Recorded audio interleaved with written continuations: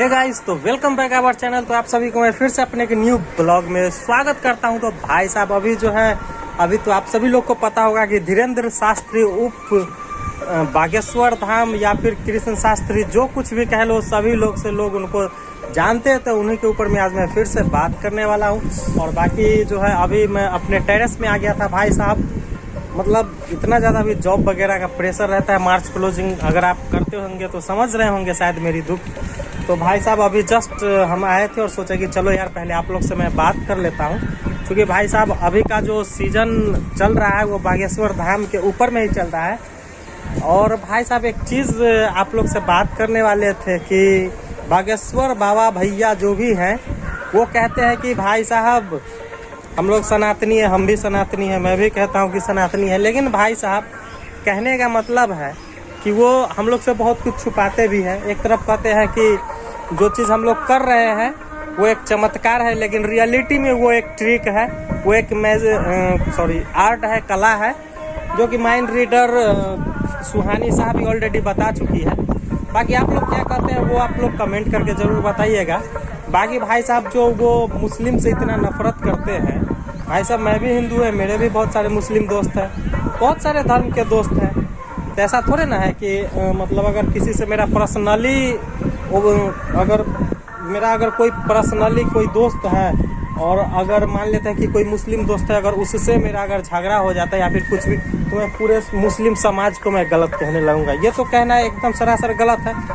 तो बात ही कुछ ऐसी है भाई साहब, हम लोग को क्या बोला जाता है कि उससे नफरत करो, लेकिन सच क्या है वो मैं आप लोग को बताता हूँ।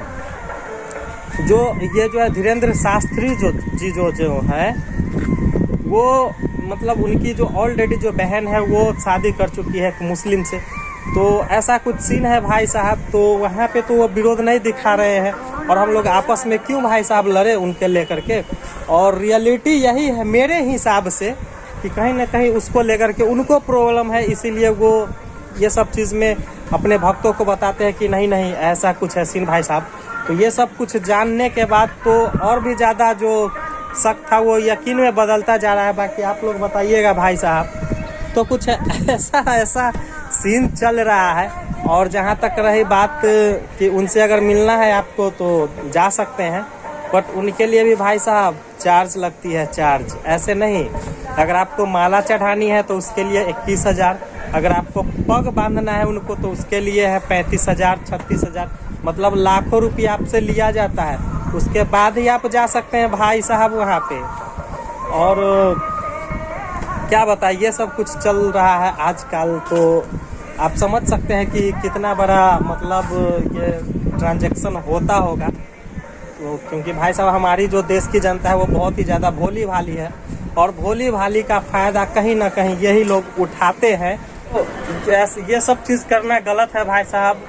अगर आपकी सिस्टर है, अगर वहाँ शादी कर ली है, ऐसा हालांकि कुछ लोगों ने कहा कि नहीं ऐसा कोई बात नहीं है, लेकिन हम लोगों को मतलब जो लग रहा है वही चीज़ आप लोग के साथ शेयर कर रहे हैं। और आप लोग भी कमेंट करके बताइएगा।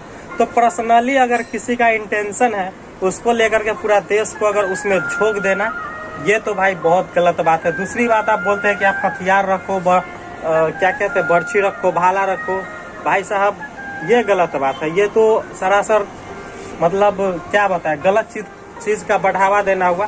ये कोई एंगल से ही बाबा वाला जो शब्द होता है वो नहीं लगा। बाबा मतलब क्या है, जो जिस स्थान पे वो बैठते हैं उसका मतलब होता है संत महात्मा, मतलब एकदम शांतिपूर्ण से वो कोई भी निर्णय लेंगे या फिर कुछ ही बताएंगे वो लोगों को भलाई के लिए, न कि बुराई के लिए। भाई साहब ऐसा थोड़े ना है कि जाकर के उससे लड़ लीजिए, ऐसा थोड़े ना कोई कहता है। और कोई भी धर्म बुरा नहीं होता है, इस्लामिक धर्म हो या फिर हिंदू धर्म हो या फिर बौद्ध हो या फिर कोई भी धर्म, भाई साहब क्रिश्चियन वगैरह जो भी है, सब में एक ही चीज़ बताया गया है कि अच्छा काम करो, सच्चाई के साथ रहो, ना कि आप गलत कुछ करने लगो उठ करके। बाकी आप लोग मेरी बात से कितना सहमत है आप लोग कमेंट करके ज़रूर बताइएगा। और प्लीज़ भाई साहब आप लोग से एक रिक्वेस्ट है, छोटा सा रिक्वेस्ट है कि प्लीज़ अगर आप चैनल पे फर्स्ट टाइम आए हैं ना, तो प्लीज़ चैनल को सब्सक्राइब कर दीजिए, क्योंकि आप ही लोग के लिए वीडियोस बनाते हैं और आप लोग तक नहीं पहुंच पाती है। अगर आप लोग सब्सक्राइब कर दीजिएगा और बेल आइकन प्रेस कर देते हैं तो मेरी वीडियो पहले ही आप लोग को मिल जाया करेगी। तो बस यही था आज का ब्लॉग, उम्मीद करता हूँ अच्छा लगा होगा। तो फिर मिलते हैं अगली वीडियोस में, तब तक के लिए घर में रहिए, सेफ रहिए, समझदार भी रहिए। तो फिर मिलते हैं अगली वीडियोस में, तब तक के लिए गुड बाय।